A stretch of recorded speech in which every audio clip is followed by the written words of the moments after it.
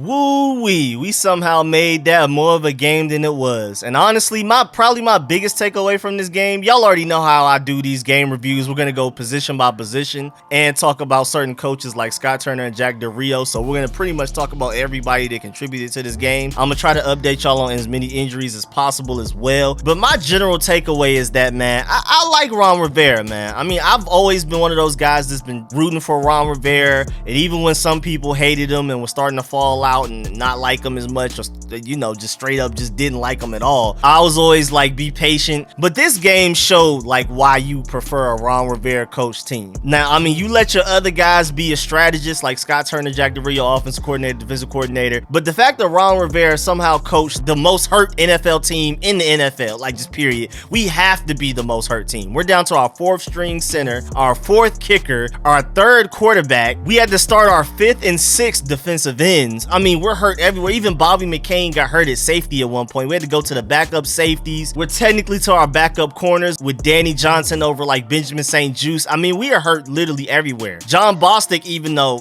we prefer to play without him, he was our starting linebacker, technically first on the depth chart. You know what I'm saying? Like, we're literally the most hurt team in the NFL. So to somehow make a game out of being down 24-0 to 27-20, should have been 21. We got blocked on the extra point. And that wasn't Brian Johnson's fault. That was not Chris Blewett, where he kicked it low or kicked it into the back of the offensive lineman. Somebody came off the edge and blocked it. Would have been nice if we could have gotten it off sooner, but I'm not going to blame Brian Johnson for that. So really, this should have been, we just go down, score a touchdown, and we win the game. Now, DeAndre Carter, we really appreciate what you've done in the return game, and then you went on that 3-game streak of having consecutive touchdown receptions, but you gotta catch that. That was a huge loss. I'm still really happy we signed you. I still feel like you're a huge sleeper free agency pickup, and I can't wait to see what you do in the future for us, especially this season and next season. I want to see you make up for that, but like, bruh, that drop was huge, because Kyle Allen threw a dot. Like, that was a dot. That was probably arguably the best throw of the game between any quarterback that played in it. You gotta catch those, because we probably go down and score and tie the game up, go to overtime. Who knows? You know what I'm saying? Now, granted, we're gonna talk about Kyle Allen in the quarterback part of this, but I felt like that was the whole Kyle Allen experience. He gives you hope. He throws some dots, gets some first down with his legs, and then he has a stupid fumble, just like he did against the Giants. You know what I'm saying? So don't believe in Kyle Allen. I don't want to hear Kyle Allen as our starter for next year as our potential franchise quarterback. We need to draft one, period. But before we dive into this video and go position group by position group and talk about everybody that contributed to this game, make sure you subscribe to the channel, hit the bell next to the subscription button so you get a notification immediately and every time I release an informative and opinionated video just like this one. Also, make sure you check out the rest of the channel. All of my videos are organized in playlists. I even have a comedy playlist for all of my funny videos. And y'all know me, man. With all of these injuries going on, I'm gonna keep y'all updated daily on everything that's going on with these injury situations, because we gotta see what's going on. Because right now it looks like Tyler Larson like tore his Achilles or something, so he sounds like he's done for season. Our 2nd string center is done for season. Our 3rd string center was already hurt going into this game, so now Keith Ishmael, our 4th string center, is probably going to start moving forward. But again, I'm gonna keep y'all updated on all the injuries and things like that moving forward, so stay tuned for all of that. And without further ado, let's get it.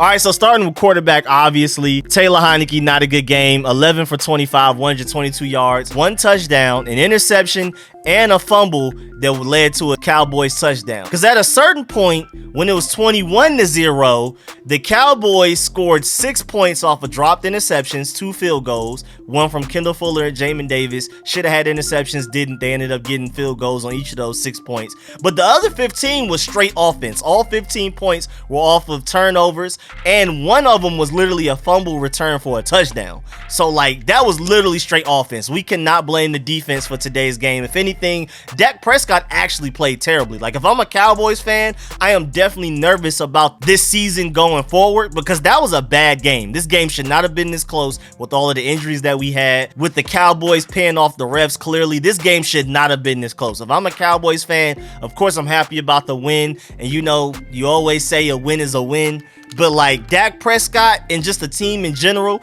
is gonna have to play better. There's no way they expect to beat the Cardinals, the Packers, the Buccaneers, the Rams, any of these teams when you can only beat a Washington football team 27-20 with a blocked PAT, and they're down to 4th and 5th stringers at several positions. I mean, star tight end is already out for the rest of the season because of a dirty hit from the Raiders. I mean, it's literally injuries everywhere. 3rd string tight end out with concussion protocol, same as Reyes.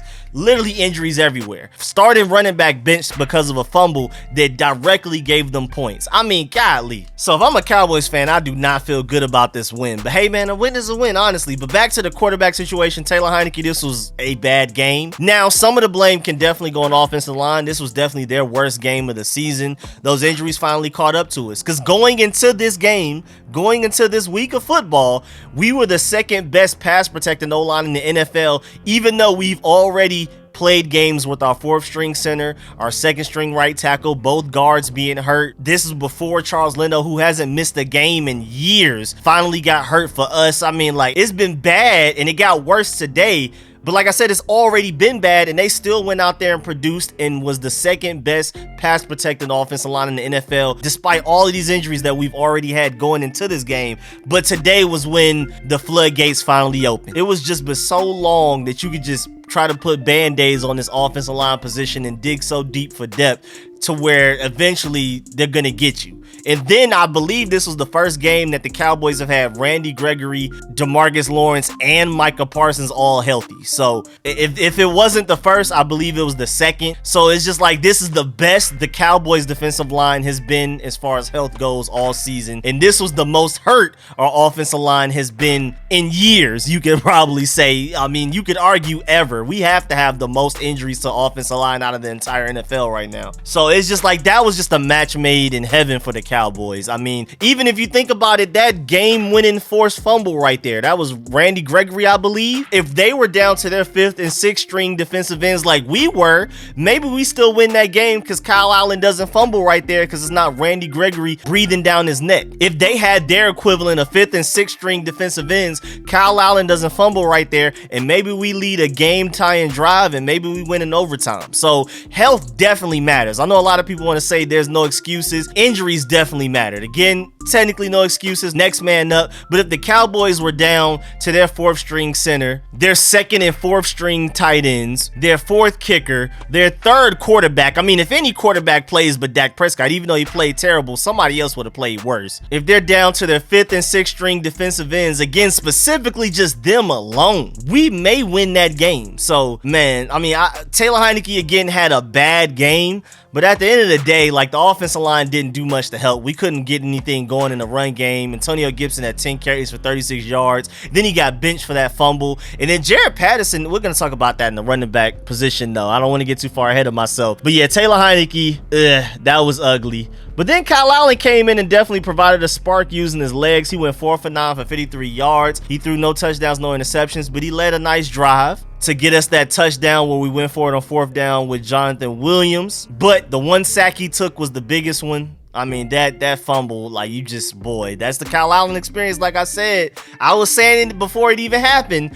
Don't believe in Kyle Allen. He's going to give you a spark and he's going to make you think, oh, okay, we should have been starting Kyle Allen the whole time. And he's going to do something stupid. He did it in the Giants game. He's done it several times before, both here in Carolina. And then he just did it against Dallas. So, I mean, that's the Kyle Allen experience. But he did throw a nice deep ball. He threw a couple of them. So, we'll see. He revived Cam Sims. It seemed like nobody can really get the ball to Cam Sims until Kyle Allen got into the game, and now Cam Sims matters suddenly, but also Terry McLaurin was hurt. And that's another thing. If they lose their #1 receiver to a concussion, and that's Taylor Heineke's fault, and I'm glad I'm talking about that in the quarterback section, because Taylor Heineke threw that ball so late. Terry McLaurin was wide open for like 5 seconds. If the ball... Either Taylor Heineke throws it sooner, which is another pet peeve of mine, because Taylor Heineke is limited. He's not the fastest guy, but he is mobile, but he's not very fast. And then his lack of arm strength is huge. But on top of that, he doesn't see open receivers till it's too late. He throws the ball too late. He doesn't step up in the pocket. He's inaccurate often. You know what I'm saying? There's a lot of bad things with Taylor Heineke. Even though he's a fun experience and he's exciting and he's made this 2021 season special and very memorable, there's a lot of pet peeves I have with his game and why I feel like we definitely definitely need to go quarterback. I say do whatever you got to do to get a quarterback in the first round, even if you got to trade up. If you have a guy you really like if they don't like Malik Willis or they don't like Matt Corral, but they like Sam Howell or somebody, and you can potentially get them in a second, do it. I prefer Malik Willis, Matt Corral, because I prefer to take the guys with the higher ceilings, because I feel like all of these guys need to sit behind whoever's going to start for us next year, probably Taylor Heineke anyway, for like a year. I feel like you might as well go with the guy with the better traits, the more elite traits, the higher ceiling, but it's whatever. But either way, Kyle Allen you already have a weak arm. There's no way you can see receivers open late. There's no way. Granted, he was running for his life at some part in that, but he still threw it extra late, and that's why Terry McLaurin had to go up there and catch it all crazy, landed on his head. Now he's in concussion protocol. He may not even play next week against the Eagles. So thanks a lot for that, Taylor Heineke. So again, overall, both quarterbacks didn't play well, but Kyle Allen definitely looked better than Taylor Heineke. It just seemed like the offensive line could suddenly block when Kyle Allen was in the game, for both the run game and Kyle Allen. So I don't know what that was about that. I'm about to review the all 22 for that. And then the running backs, Jared Patterson looked good, 4 carries, 29 yards. Jonathan Williams, 4 carries, 16 yards and a touchdown. When they came out there, suddenly the offensive line looked like it blocked better.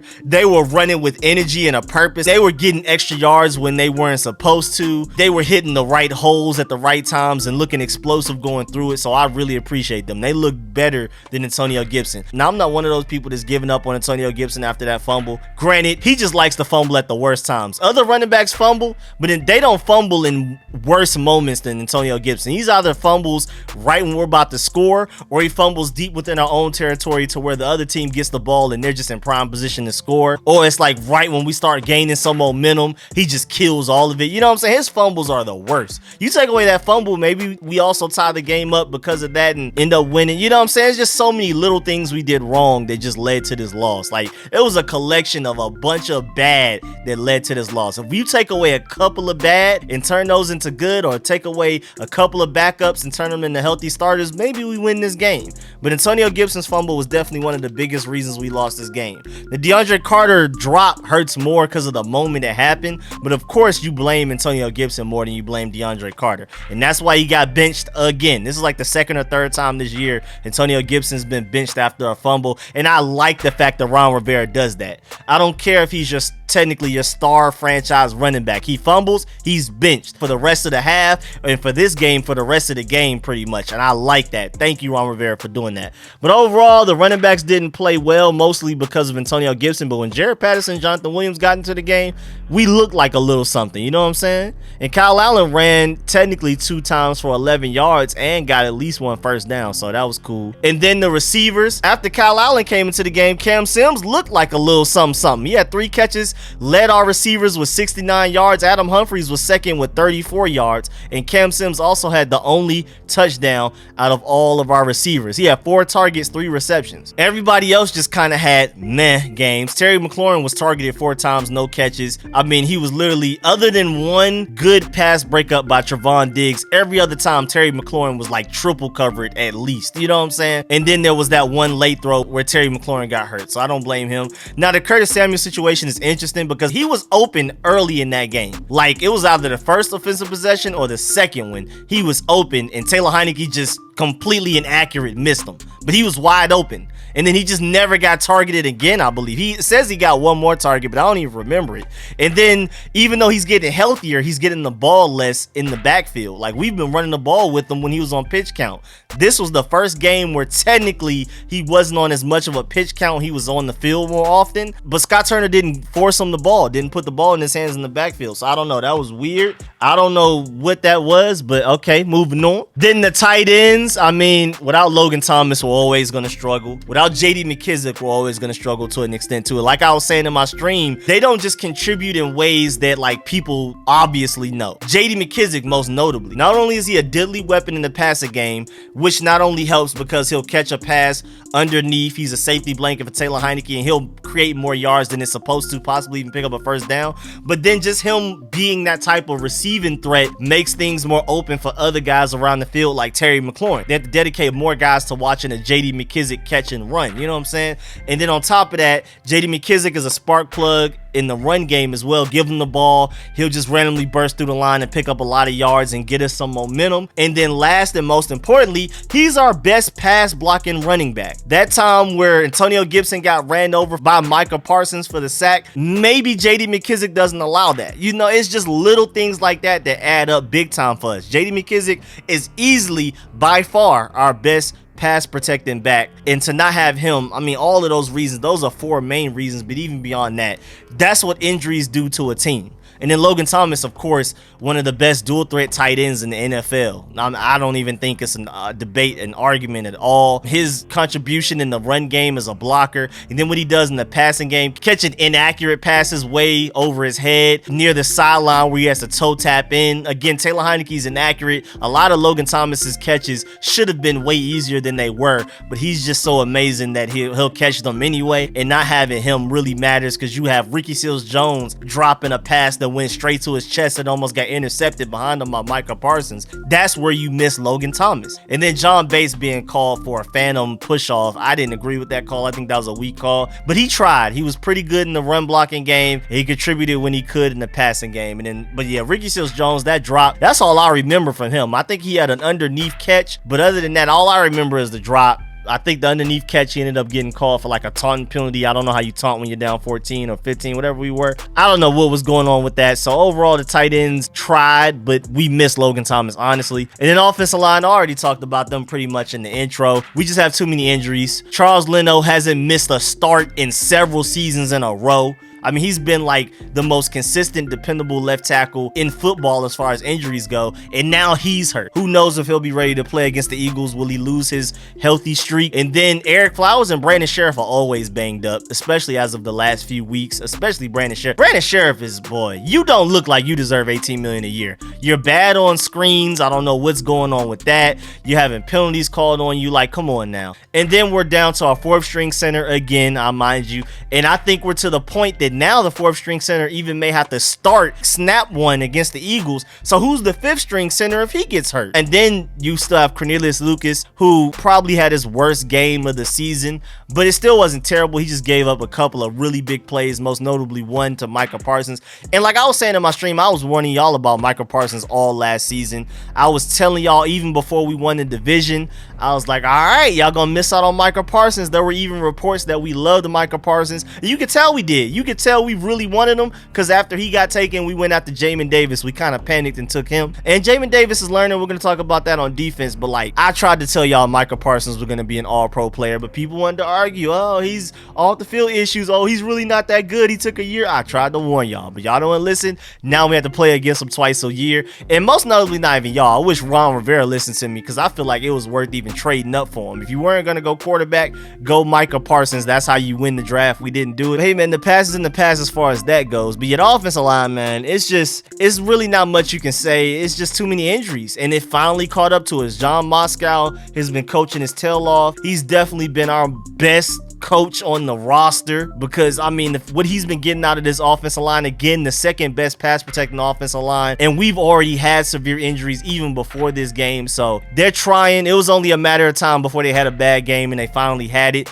But we'll see. Maybe they'll bounce back against the Eagles. Maybe we get healthier. Who knows? And then before we go on to the defense, not much to say about Scott Turner overall. They were just ready. Dan Quinn had your number. He knew that Scott Turner loved to run screen passes, and they were on it every time. I don't think a single screen pass went for even more than 5 yards, if that. A couple of them went for negative. You had the one where they completely ready. You can tell Dan Quinn was ready for it and literally told his defensive line to get ready for a screen, because it literally got picked off. That was Taylor Heineke's interception. I mean, you just got out coached. And I'm a Scott Turner believer. Like, I feel like if we get him the right talent, a fully healthy offense, and an elite quarterback, or at least a quarterback with an arm that's willing to throw it deep down the field. You saw Kyle Allen start to open up the offense a little bit. If DeAndre Carter catches that deep ball, we start to kind of love Scott Turner a little bit. You know what I'm saying? So I feel like if you get the right talent, and if everybody's healthy, Scott Turner can be a really good offensive coordinator. But today, you just flat out got beat. And that happens. I mean, even the greatest offensive coordinators get out-coached time to time. So I'm not going to take this as an indictment on like who Scott Turner is overall as as a coach, but you did get out coached today, point blank period. But also, of course, injuries, Taylor Heineke not playing well. It's like, what plays could you really call out there? You couldn't run the ball because they were selling out for the run because they knew Taylor Heineke didn't want to go deep. So it's just like, what do you want Scott Turner to do? But that's still, at the same time, even after all of that, you still got out coached. So we need better from you, Scott Turner. Now going to the defense, starting with the D-line. I mean, we had all of our defensive tackles, but we had to start, not play, start our 5th and 6th string defensive ends, and they played better than I thought they would. Honestly, our defense wasn't terrible today. They gave up some big plays at moments, and they let Dallas run a really long scoring drive at one point. But overall, most of Dallas's points were because of how bad the offense was. Like, that was not the defense. I don't necessarily think they took a step back from how they played throughout this 4-game winning streak. You can say they played a little less. Then again, they got some turnovers, but it was really just the offense giving the Cowboys the ball back with great field positioning, not being able to stay on the field, so now the defense is tired. I mean, literally, when the score was 21-0, 15 of those points came from the offense. Like, so it's just like, what do you want the defense to do? The defense technically only allowed 6 of the first 21 points to be scored, and then the offense just, I mean, Antonio Gibson fumbled, more points for the Cowboys offense later on after that. You know what I'm saying? So overall, the defense wasn't that bad, but like, the defensive line did what they had to do. Granted, there were a lot of times where we couldn't get pressure, but I mean, how can you? I mean, of course, Jack Del Rio should have blitzed more, but then if you blitz, who's out there covering? And sometimes we even got coverage sacks. Like, Jonathan Allen's sack was a coverage sack. That was great coverage on the back end, and Dak Prescott was just sitting in the pocket so long that Jonathan Allen eventually got there. So, I mean, the defensive line did their thing. Overall, they did as well as you could kind of expect them to do, because Daron Payne made plays as well. But hey, man, injuries hurt. Injuries suck. Injuries hurt.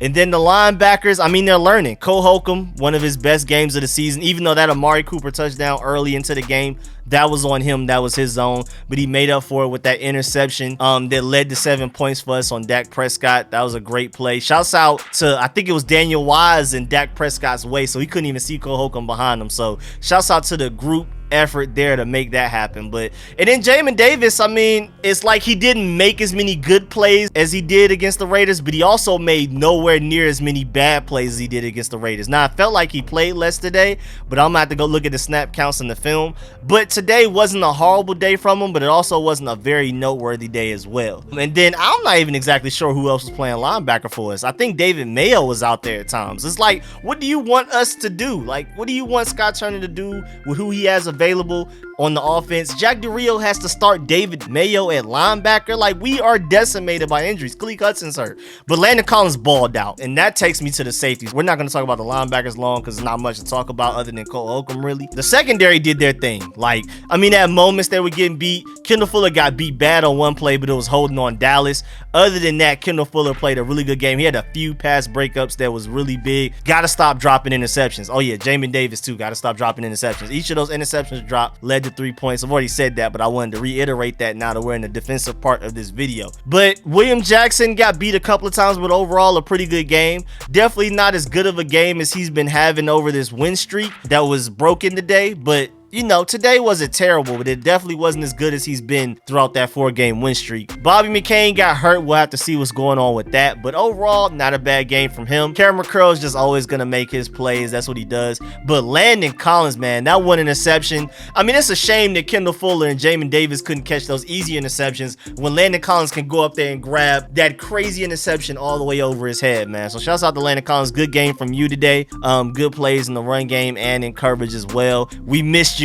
Without him, this probably would have been an even worse blowout. I'm not gonna lie. But yeah, man. And then Jack Del Rio, I mean, what can I say? You don't have all of your tools. You're missing several first-round picks. You're missing so many defensive linemen. You're missing players in the linebacker group and in the secondary. I mean, you're literally missing players from all 3 levels and multiple from some of those levels. Like, I mean, again, 5th and 6th string defensive ends starting, not playing, starting. So that means a 7th string defensive end eventually had to come into the game to let those other guys rest a little. Like, come on, bro. Like, again, you kind of, I can't even say Jack Del Rio got out coached because Dak Prescott was bad today. And Jack Del Rio was definitely a part of that. So I mean, I feel like Jack Del Rio had a better coaching day than Scott Turner, but again, at the end of the day, what do you want these guys to do with what they had to work with, man, honestly? And then lastly, Ron Rivera, man, again, like I said in the intro, my biggest takeaway from this game is that he is definitely the coach of the future for this franchise. No matter how down bad we are with momentum, we like have none. I mean, down 24-0 at home, crowd completely quiet. We're decimated by injuries again. You can't convince me we're not the most hurt team in the NFL. Refs hating. You even saw it. Ron Rivera just started laughing at some of the calls that happened. Now, you literally saw it on camera. There was one really bad call. He literally just laughed. He didn't even argue with the refs. He was just like, yeah, all right, that's how y'all feel. That's how y'all feel. Jerry Jones got y'all on the payroll. It's cool. And despite all of that, we still almost had a chance to win this game if DeAndre Carter makes that catch down the field. Like, I mean, we're on your third quarterback. I've said so many things over and over again, but I just really want to emphasize how down bad this team is with injuries and the way the refs ref us, and it's just bad, bro. So Ron Rivera, to get that level of fight from your team, you can take something from that. It's an L, and granted, we lost our 4-game win streak, but you can definitely take that game and be like, see what we did, see what we had to overcome. The lead looked insurmountable, and we brought it back to at least make the Dallas Cowboys and their fans sweat. You know what I'm saying? That was a winnable game still, despite all of that. And the burgundy and gold of the past, the Jay Gruden, Kirk Cousins days, we go down 24-0, we're done. That's literally it. Game over. You might as well just go ahead and go home at halftime. You know what I'm saying? But under Ron Rivera, there's still a chance. Like, and I really appreciate him for that. I think once we are healthy, I think once we have the right talent, Ron Rivera can truly take us places, honestly. But yeah, man, that's the end of this video. Please get in the comment section. Let me know how you feel about everything discussed in this video. Let me know how you feel about everything in this game, about the coaches, about the position groups, about the players, and all of that. And man, these injuries are terrible. So definitely let me know if you feel like, is it time to just be like, hey, I mean, we can make the playoffs and not do anything, or go get a better draft pick. You know what I'm saying? Let me know what side of the fence you are on that one. And as always, man, I appreciate all of the support, man. Shouts out to everybody that pulled up to the streams, donated, man. I really appreciate y'all. Y'all went pretty crazy with the donations today, and I really need them. They're going right back into the channel, so really appreciate that. Of course, please like this video if you liked it, if you learned anything. And as always, man, shouts out to all of my sponsors, especially my Pro Bowl sponsors, whose name you see scrolling on the screen right now. Again, I'm probably gonna do a post-game live stream tomorrow or Tuesday, the call-in one. Instead of doing it this evening / tonight, we're gonna probably do it Monday or Tuesday, so stay tuned for that. I'll catch y'all later. I'm out.